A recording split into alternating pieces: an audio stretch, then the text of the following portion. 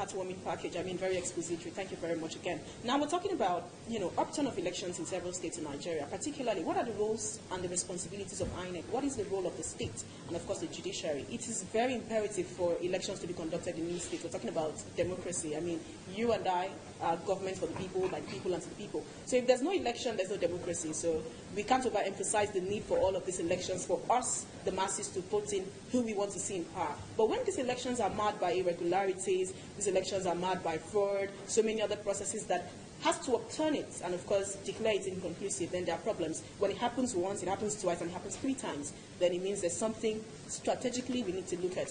This morning we'll be talking to our guest on the program in the person of Barrister Okwebanwu. He was here with us on the newspaper review segment, and he's still here to discuss this pressing issue, rather, that Nigeria's democracy and electoral process is being faced with. It's nice to have you again in the studio. Good morning. Thank you so much. A very good morning to you. Thank you so much for having me. The Supreme Court verdict on Akwa Ibom State, Rivers and Taraba governorship elections is expected in the first quarter of this year. Do you think the outcome will alter the political configuration of the states?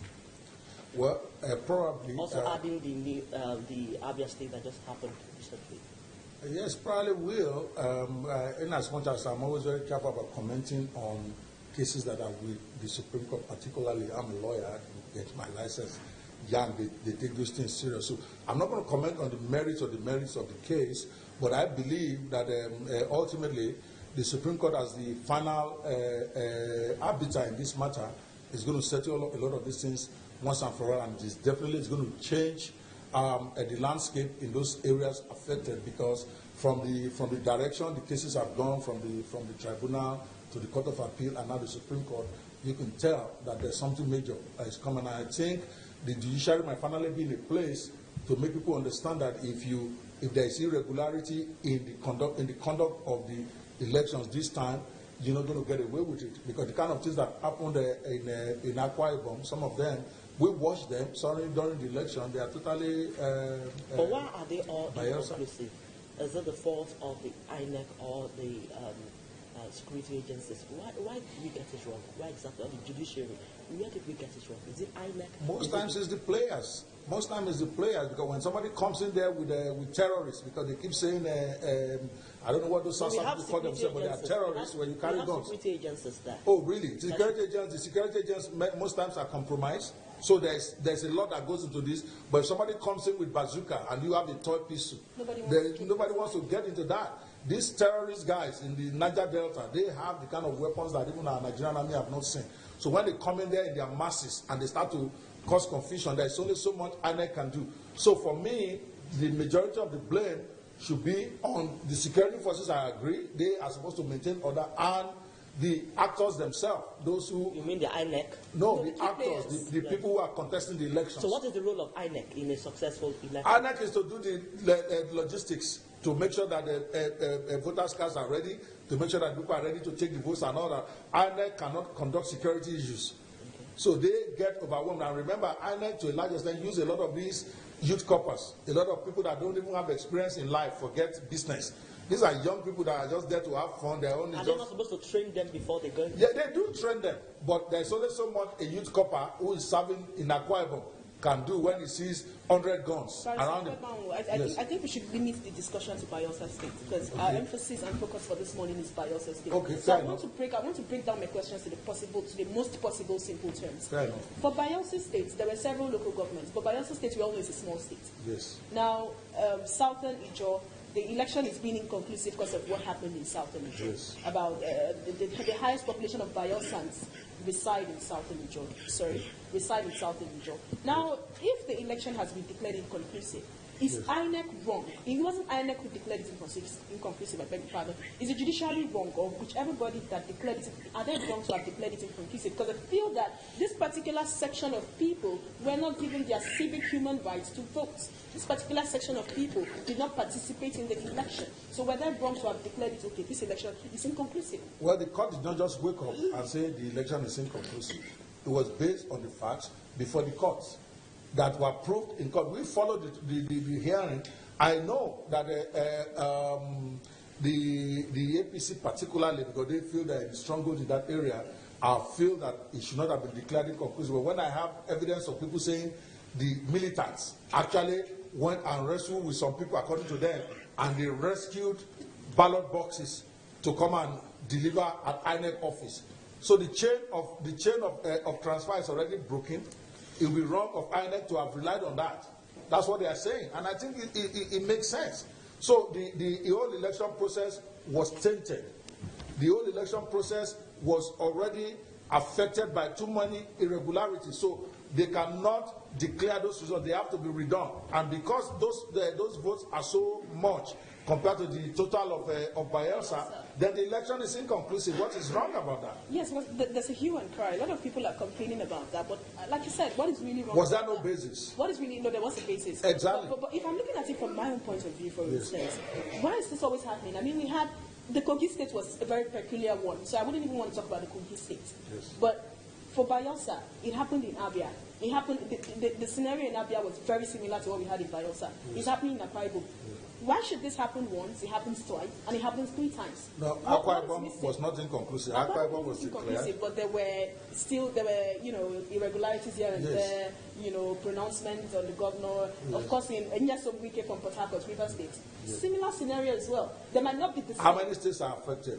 About 5 states. Okay. How many states do we have?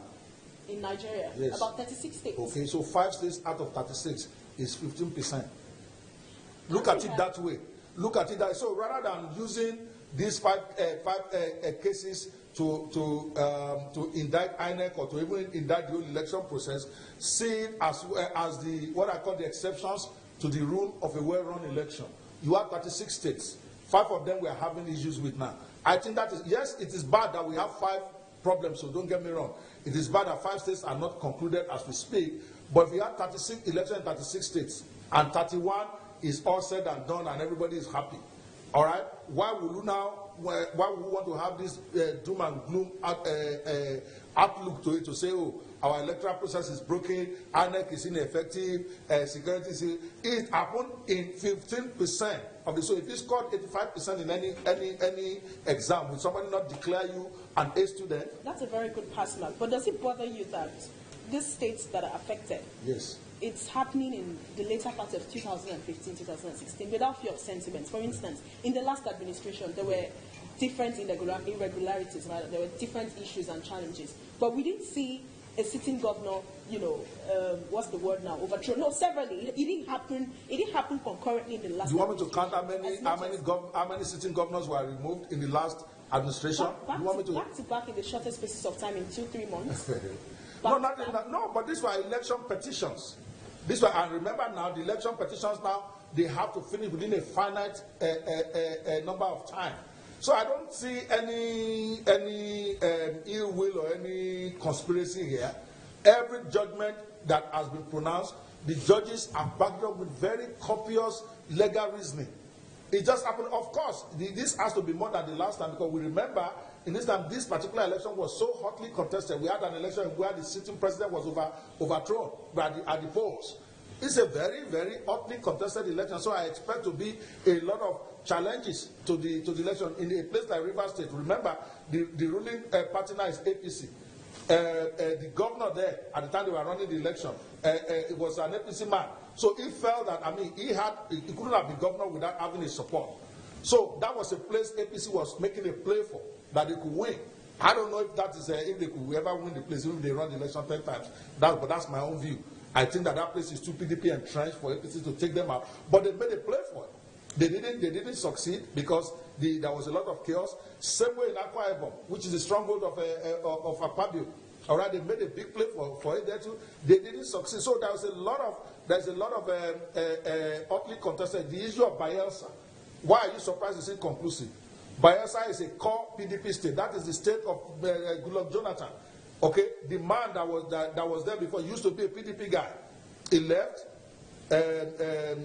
What's his name again? He left to become APC.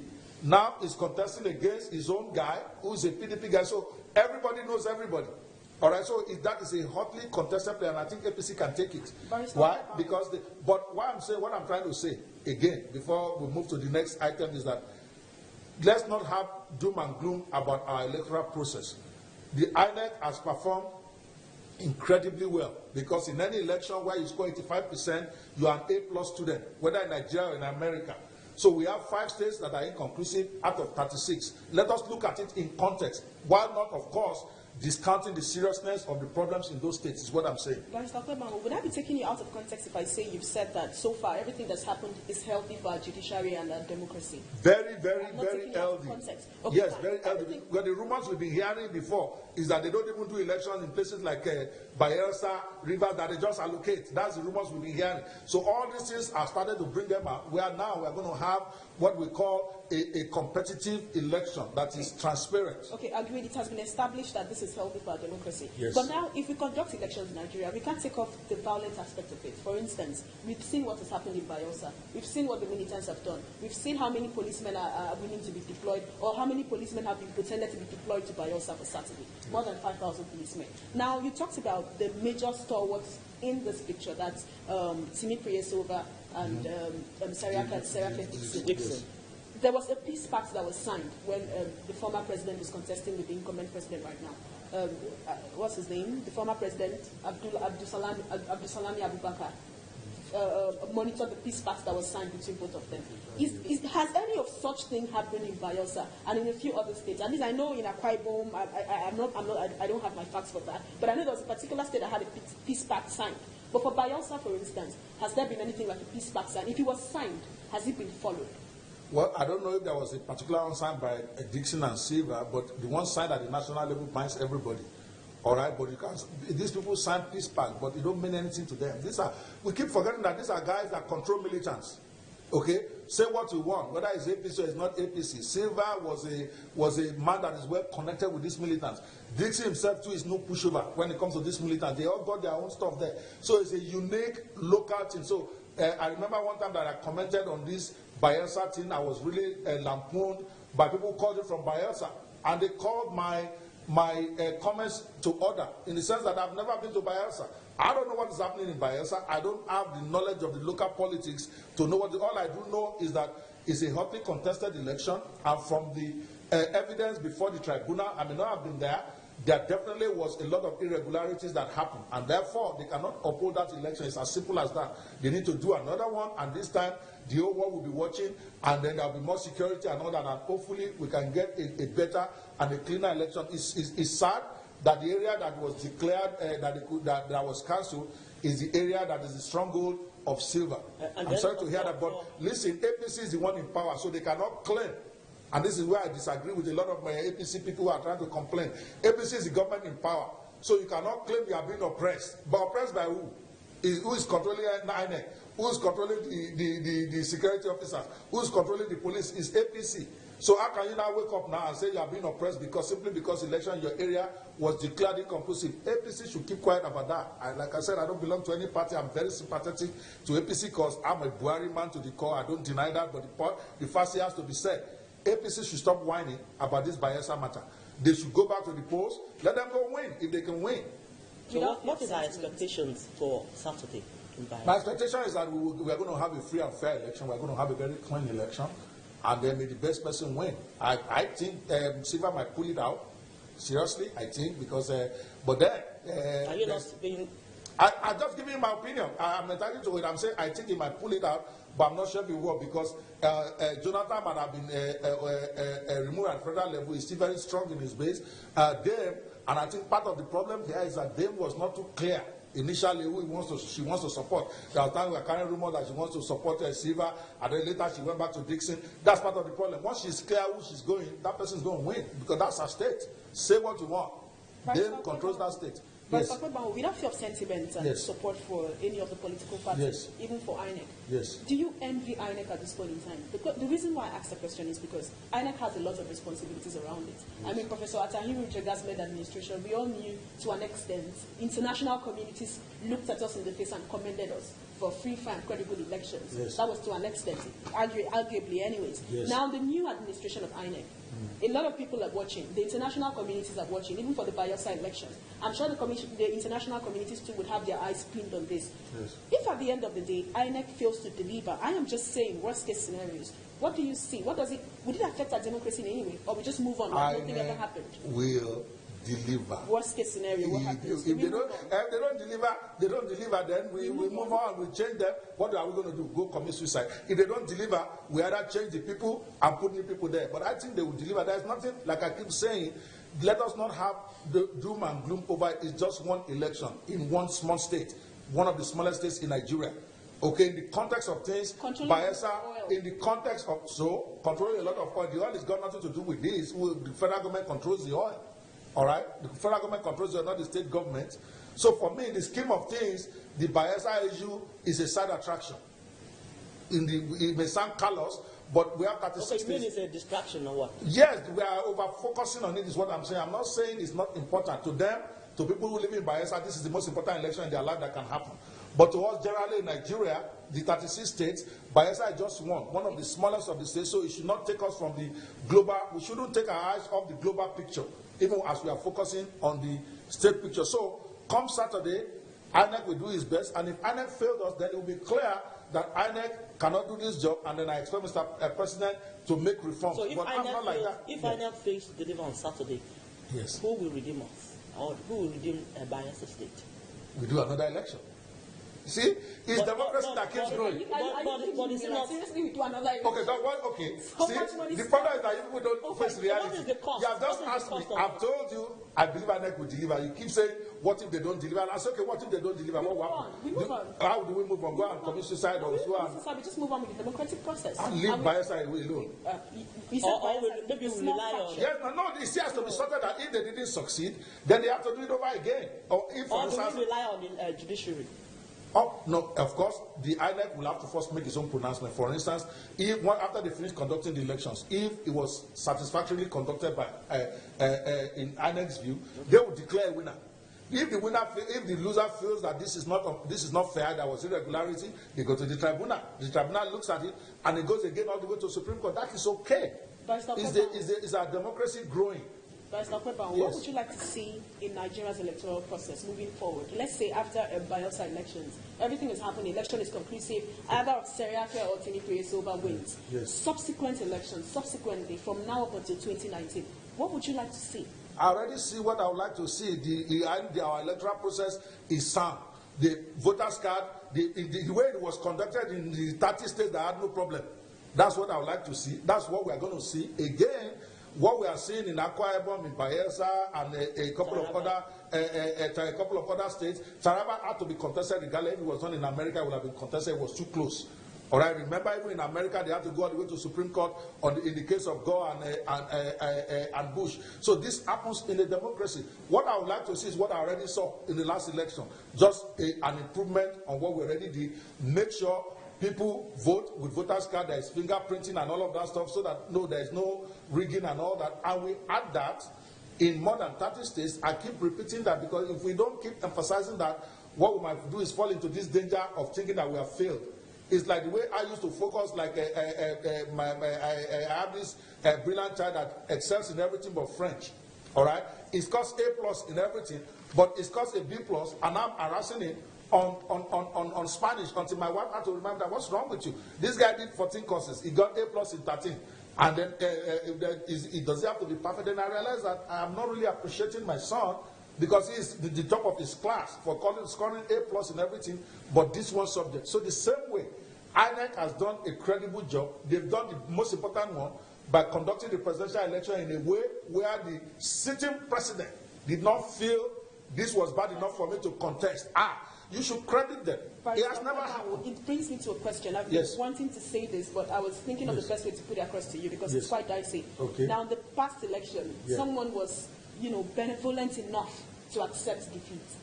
For Bayelsa State, yes, it's a small fraction of Nigeria, but the instability of that state could affect the most of Nigeria, just like what's happening in the north. So it cannot be underemphasized. So if we're looking at the elections, at the end of it all on Saturday, maybe a Timi Preyesoba wins or maybe a Seriake wins. In all of this, Timi Preyesoba is a big political stalwart. Seriake too is strong in Bayelsa State. The body languages of these two doesn't seem like, I stand corrected, it doesn't seem like I want to be friends with you. No, we're fighting a battle. It's a war front and the survival of the fittest. If Seriake wins over Preye or Preye wins over Seriake, don't you think there might be conflicts, confusion, and more violence ravaged in Bayelsa State? Let me give you a prediction. let me give you a prediction. They will do that election, and the loser will call the winner and congratulate him. We'll come back here and talk about it. Do you see that happening? I see that happening. Contrary to what I'm an optimist on this thing. The whole world is looking at them. The security is there. Everybody is there. Now the passion has been expended a bit. They are going to come. It's going to be keenly contested. If INEC does its job well by making sure they don't try to read the results of the voting and everything goes smoothly the way I'm envisaging it to go, somebody will call somebody and congratulate them. These people are brothers. Forget all this noise you are hearing. Seriaki and Silva, they are friends. You mean no permanent friends, no permanent enemies? Of course. The way the federal election was, you know how much prayer we were praying in the churches thinking that the war will break out if one loses to the other. We were all in shock when Jonathan called Buhari. This will happen in Silva. That's our prayer. Yes, that bothers. But something bothers me here. Look at what happened in Rivers State. Look at what Timi Amechi and... You almost feel like you don't want there to be peace in that place. No, there has to be. Be optimistic. But I need that firm conviction. And for a lot of people, if you read through the papers yesterday... So what do you think will happen? Maybe if you had if you saw the papers yesterday, you'd have understood from my viewpoint. Look at what happened in Rivers State between the former governor of Rivers State and the former president of Rivers State. Yes. I mean, it was almost like they were irreconcilable. Yeah. Okay, to an extent now, I'm still asking you, what would you want to see for both parties if you were to send that advice? Let me assume supposedly that one of the party's members are watching or one of the section's brothers is watching. What would you advise? What would you like to see? Now, what I would advise is that for them to take a cue from their leaders. Jonathan exhibited, that's the reason why even many Nigerians, including myself, I even still giving a lot of benefit of doubt now that, okay, they should not arrest him, he's a great guy, because he was a gentleman. When he lost the election, he surprised most of us. They should follow the lead of their leaders, all right? If you lose and it was clear that you have lost, then congratulate the other person. There is no need for violence. There is no need letting your people, if you really love your people in Bayelsa, these leaders should know that the people that will die if there is violence are the people who follow them. They are the people who love them. So they should be good leaders, not jeopardize the lives of their followers by dragging out what should not be dragged out. If they had challenges to the election, they should wait to go to the tribunal and challenge it there. But I expect the loser, if it is a clean election, to call the winner and congratulate him, and then let them have a champagne party together at some point. Maybe not immediately because it's hot. And it's got even Rivers. Amechi and that guy there, that's his boy. Forget all this what they are telling you. It's like Abiola and Abacha thing. Abiola and Babangida thing, where their children will go and be married behind and people are dying on the streets. These are all close people. They've shared money. There's a level you will share money. Your fight can never be permanent. Is what I'm saying. Barrister, let us go back to the judiciary. Yes. Looking at the inconclusive elections in these states, what is the role of judiciary in these inconclusive elections? Yeah, the role of the judiciary is to make sure that justice is done. And I put that justice in bracket. In other words, to look at the totality of the evidence there and pronounce a judgment that meets the justice of the situation. All right? The word justice is a very dicey thing, and it's on a case-by-case basis. And I think so far, the judges have been doing that. I have painstakingly read most of the judgments that they gave, even the ones that I don't agree with. The judge has given a very cogent reason where, if you are dispassionate, it's okay, this conclusion that he has made make perfect sense based on this and what he has said. And that's what we expect the judiciary to see. The judiciary has been spectacular, in my own opinion, in this whole process. Even though we like to blame them, judiciary doesn't control security. Judiciary doesn't control people coming to stab themselves at polling polls.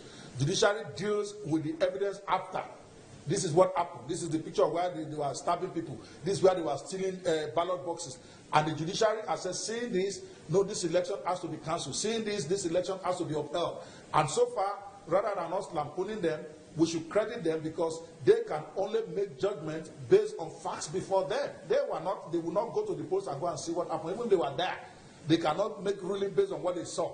They can only make ruling based on the evidence that is submitted to them. So I would like to say judiciary that continues to be fearless, that continues to be above board, and the ones that are corrupt among them, let them get exposed and be removed as soon as possible, like that judge in Rivers State. A lot to be discussed on the program, a lot to be discussed on this topic, upturn of elections, particularly in Bayelsa State, the roles of the judiciary, the roles of the states, the roles of the electorate, so to speak. We'll take a short break now. We'll return with the rest of this discussion. Please do not go away, but do not forget that you can be part of the program. It's participatory. All you need to do is go on our Twitter handle at MITV Lagos, tweet at us, and make your views and comments count. Let's go on a break. We'll be right back. Please don't go away.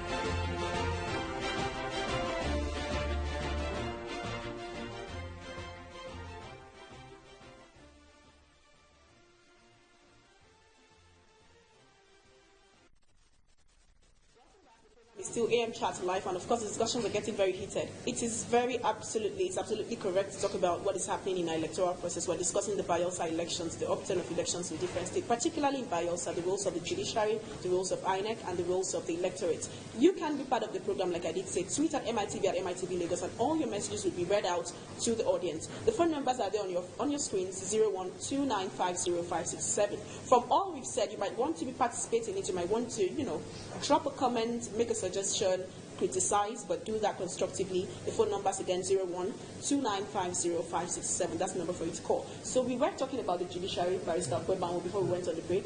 If you're talking about the judiciary, for instance, strengthening the judiciary, yes, you did say that we're doing enough, or we're doing okay. No. It's not like we're doing exceedingly well, but we are okay. You can't say we're doing bad. We see our judges doing notes by hand, which is a shame. Okay, I hope someone is listening to that now. But if we were to improve on the judiciary, like what we had in Lagos State, I mean, during the time of the former Governor Fashola, Bola Ahmed Tinubu, when His Excellency was the Attorney General of the state, Professor Yemi Shibajo, we saw the judicial reforms. I was living in Koshoba State then, but Lagos was like a model state when it came to judiciary. What would you like to see in the judiciary? What would you advocate for? What would you advise? Well, I think if you take care of your judges well, that's number one. The welfare of the judges. People might not think that, but a person that is not feeling good about his job cannot do a good job. Okay. All right. So make sure their emoluments are way out there. They are taken care of in terms of their material needs. Make sure they have conducive court atmosphere, because sometimes when you enter our courts and where there is no seer, you have to put on this wig and gown. I think sometimes. I'm sorry, I have to interrupt you. We have a caller. Hello. Good morning. Hello. A very good morning to you. Thanks for calling. What's your name? Hello? Hello, good morning. Thanks for calling. What's your name? I'm from that region. Oh, great. Nice to have you on the program. So what would you have to say? You want to make a contribution, suggestion? The barrister is here. Please speak to him. Okay, we lost the caller. The numbers are still on your screen: 0129505667. Sorry, you could go on. All right. Yeah, so we need to also make our court atmosphere conducive, and then we need to modernize it. I think that is the most important part of it. How do you mean modernize? Modernize, for instance, if you are in a court setting, and the judge had to write everything you say by hand, that is part of where corruption comes in. Okay? For instance, if you are making an objection, and the judge doesn't like what you are saying, he doesn't record it. It's happened many times to me. Sometimes I've had to insist almost to the point of contempt, saying that you must, yes. I'm sorry, I have to interrupt you again. Hello, good morning. We lost the caller. Okay, for the sake of time, if you're calling, please stay on the line until you get across to us so you can make your comments count. For the sake of time, keep your comments short and simple. And even if you're tweeting, please keep it short and simple for the sake of time. Please go on. So I'm saying we need to modernize it. Things like having a recorder in the courtroom now, okay, like a teletranscript or whatever they call it, where everything is automatically transcripted, regardless of whether the judge likes it or not. So, because when you go on appeal, see, the appeal court will only look at the court records. they say you are bound by the court records. So what the judge does not put in the court records, the court of appeal cannot look. So that is really where the fraud in the judiciary can happen, if it's going to happen. There are a lot of people who are not aware of. We have another call. Hello? Hello? Yeah, hello, good morning. Hello? Hello, good morning. We can hear you. You're live on MITV. A very good morning to you. Yeah, good morning. Okay, so what are your comments? Hello? Good morning. What are your comments? I'm calling. I want to contribute. Yes, please go ahead with your contributions. We can hear you. Go ahead. Go ahead. We can hear you. We can hear you. Go ahead with your contributions. Yeah, good morning. Morning. Are you hearing me? I can hear you. Go ahead. We're running out of time, please. Okay. I'm sorry, you might have to go on our Twitter handle. It's at MITV Lagos. Please leave your comments on our Twitter handle. Let's go on. Okay, yeah, so now, if I'm making an objection and the judge doesn't like what I'm saying, he just keeps looking at me, which means he's not writing my objections down, he's not writing any of those things down. So when I think everything is okay, by the time you go to Court of Appeal and they certify the court records, everything that you have said doesn't show, and you cannot talk about that in Court of Appeal. But if we change that system where everything is automatically transcribed, whether you like the whole crap is there, so that they can see what really happened. That will help. And then a system where the judge has to manually make notes that is not going to use to write judgment later I really, people don't appreciate the heavy work that these judges do. I mean, serious. I could not be a judge. I mean, I can't write that fast. Yes. Would I be wrong to say analog and digital? Like exactly. Thank you. That's what in fact, I'm looking for. Okay. We need to digitalize our court system across the nation. All right. So that is where you can really get justice, where the judge is taken out of the situation. If there is unbecoming things happening during the court, the Court of Appeal will be able to see that simply by seeing the transcription. So everybody will be on their toes. There will be no Jankara, anything going on but that you can cover later. From the digitalization, yeah. Should we still also work on the lawyers or the judiciary itself, the personnel? Do we need to work on them to be able to know how to deliver their jobs? Right? Yes, certainly we need to do better at that. The judiciary, the bar now, okay, which is separate from the judiciary, although they're part of the judicial system, they are already working around. I think we need to get better in terms of disbarring lawyers who misbehave, discipline lawyers who do that. And I think they've been doing that. People don't hear a lot about that. I myself was just stunned when I heard the number of sons that have been disbarred by the Bar Association and the disciplinary committee of the Bar Association. Is serious. They are actually taking a lot of lawyers serious on these professional misconduct things. We can get better. Let's see if we can get through with this caller now. Hello, good morning to you. Hello? Hello? Hello? Hello? Hello? Okay, we can go on. So, yes, I think reforms have to be on both sides, where the lawyers are also holding themselves more accountable, and I think they're already doing that. People may not be aware of that. But the judges, the quality of judges we also appoint matters. See, you cannot give what you don't have. If the quality of the judge is poor at the time he was appointed, you cannot expect better judgments from him. So we need to do a better job in terms of screening who becomes a judge, and I think the judiciary also is doing a great job of that. It may look like I'm so much in support of judiciary today because I've seen a lot of improvement over the last 2-3 years. But 3 years ago, I was one of the hardest critics of the judiciary. The reason why I wouldn't really criticize some of the statements you're making about the judiciary is because, to an extent, I can also see that some of what you're saying is really being implemented. Exactly. So I think the issues on judiciary will be discussed more extensively on the program some other time. Yes, so I do hope that we'd have you again on the program. Certainly, anytime. So what's your parting shot to the people of Bayelsa? My people of Bayelsa is that, well, remember, we're in the era of change, and I think the election is not do or die. At the end of the day, my comment to the leaders is that while you should appreciate your followers for following, understand that when there is conflict, when there is violence, it's your followers that will die. So let us comport ourselves. The whole world is watching Bayelsa, and unfortunately, they will rate Nigeria based on what happened in Bayelsa on Saturday. Let us comport ourselves. Let us have a free and fair election, and may the best man win. And when the best man wins, the best loser should also congratulate the winner, so that we can have a democracy that is moving forward, not a do or die, wet type of thing that used to happen in the 1960s. Thank you very much. What more can I say? So much has been said, a lot said. Thank you so much, Barrister Kwegbanwo, for taking time out to share your thoughts with us in a time out with us. We do appreciate it, and we hope to have you some other time. You were very analytical. Thank you. The program is still AM Chat. Thank you for still being there. We'll take another short break. Please don't go away. The rest of the program will continue after now. But now we're going into the conclusive side of the program. Thank you for being such a very, very interesting viewer. We'll take a short break now.